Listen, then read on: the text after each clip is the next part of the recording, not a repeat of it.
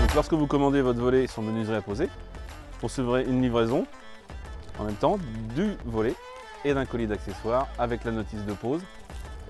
Donc pour déballer votre volet, surtout les volets aluminium, on évite d'utiliser un cutter ou un couteau. Si vous avez, vous pouvez utiliser une paire de ciseaux tout en faisant attention à pas rayer le volet. Entre les deux vantaux, vous avez également des cales polystyrène pour protéger les frottements. Pour les volets aluminium et sur les volets PVC, vous avez l'option serrure 3 points qu'on peut avoir. Et lorsque vous avez cette option, vous avez un colis supplémentaire fourni avec le volet où on va retrouver les deux poignées, le carré, les clés, la gâche qui va se mettre sur l'autre volet, qu'on va vous présenter tout à l'heure. Et puis ça, c'est les rondelles pour les béquilles. Pour la pose des poignées, un petit carré fourni. Vous mettez ici. Vous avez une rondelle pour l'intérieur et une rondelle pour l'extérieur. Vous venez ensuite mettre là, vos deux poignées que vous pouvez ici soit serrer, soit desserrer avec une clé à laine.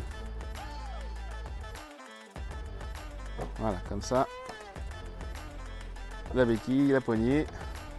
On peut avoir aussi également juste un anneau. Moins pratique, mais c'est plus discret. Maintenant, je resserre l'autre. Comme ça, les deux sont serrés. Dans certains cas, en fonction de l'épaisseur du volet, il sera peut-être nécessaire de recouper le carré à environ 5 mm, enfin, à vérifier sur place pour avoir un bon ajustement de la poignée par rapport à la plaque de propreté. Pour condamner la serrure 3 points, là on est fermé, là on ouvre le volet. À l'extérieur, lorsque c'est fermé, voilà, on ferme les clés et là, vous voyez bien, on ne peut plus ouvrir. On rouvre, comme une clé standard, on ouvre. Par contre, à l'intérieur, vous n'avez pas de cylindre pour mettre la clé. Pour condamner, vous allez remonter ce loquet. Vous voyez, je vais fermer.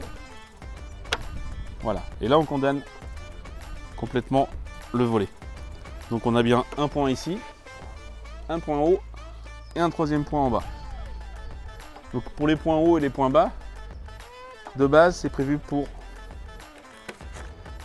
faire un trou dans l'appui et dans le linteau avec des gâches fournies. Voilà. Si vous voulez le poser avec des butées, on peut également. Par contre, il faudra recouper ici la tige en bas et en haut.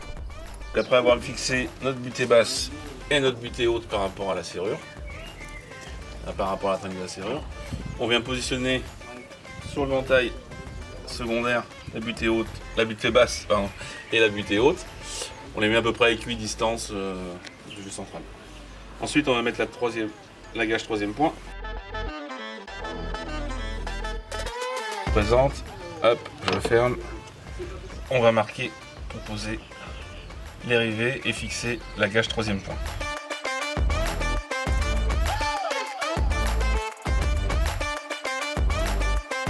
Donc là, je vais mettre mes deux premiers rivets que j'ai marqués tout à l'heure. Donc avec ma rifteuse. Donc je vais les popper.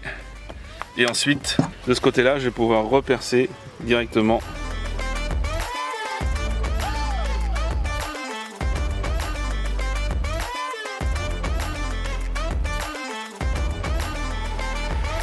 Lors de votre commande sur le site d'une serrure 3 points, vous avez le choix soit une poignée, soit un anneau. Donc une poignée avec cette esthétique là, ou l'anneau avec ça. Voilà.